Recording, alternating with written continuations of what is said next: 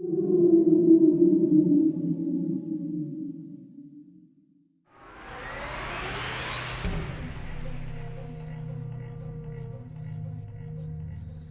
court should expect the county solicitor or the attorney that's representing the agency to understand and apply the overarching principles that incarcerated parents are really the same as parents who are not incarcerated, except for where they're living at the particular time.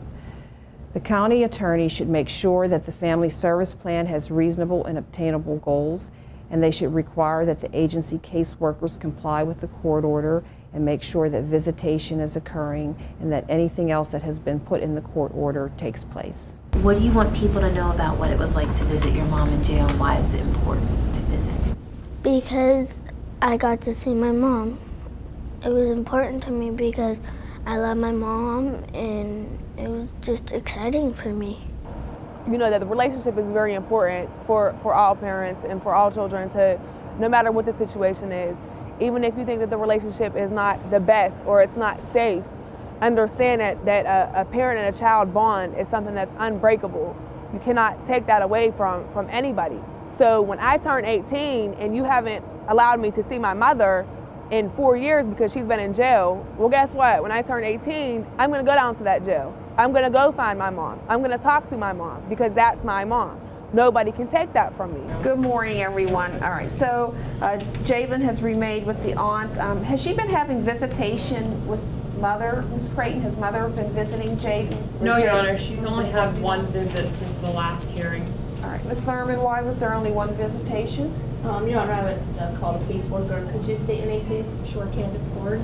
And Ms. Ford, can you address the issue of visitation with mother? Yes, I can.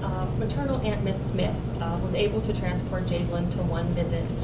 Since that initial visit, her car broke down and she was no longer able to provide transportation. And we have had difficulty with the foster care caseworker being able to transport Jadlyn, and there has been some difficulties with the weather trying to get a case aid. But that's unacceptable because it's been 3 months and the child has only had one visitation with her mother. And the court order specifically specified that if for any reason Ms. Smith was unable to transport the child to the visitation with her mother at the county jail, that either the agency was to provide a case aid or the foster care agency was to provide the transportation. How come nobody presented a motion? Ms. Creighton, how come I'm just hearing about this 3 months later? Ms. Harris, how come no motion was filed requesting the court to enforce the court order? Your Honor, this is before talking to my client. I wasn't aware that there hadn't been transportation. So that is the reason why there hadn't been a motion. When her mother was arrested, it was very hard. Jalen had thought her mother had died. I had to take her in to show her that they had revived her. As far as Lexi goes, she went running down the street, panicking and hysterical, and I had to calm them down and let them know everything was going to be all right. And I felt like I made promises that I couldn't keep as far as them seeing their mother whenever she was arrested. While my mom was incarcerated, our relationship actually got a lot better. We were talking more, and it was a lot easier for me to be comfortable with her being my mom. And she's one of the most important people in my life, and to have a relationship with her is just really important.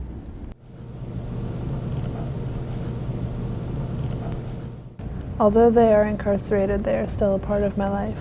Just because my parents is incarcerated doesn't mean that I will one day be incarcerated. Today, I'm 22 years old. I work for a unit. It's called the Youth Support Partner Unit. It's a wonderful program. They hire, alumni from the system from all different sections to be able to relate to the children that are actually in system now, in care now. I am a part-time college student. I'm going for, social work. I have a part-time job as well as the Youth Support Partner Unit. I work for Ward Home, which is actually the independent living program that I aged out from. My children are 7. They are in 1st grade. They drive me nuts, but I love them to pieces. They, they teach me something every day about myself.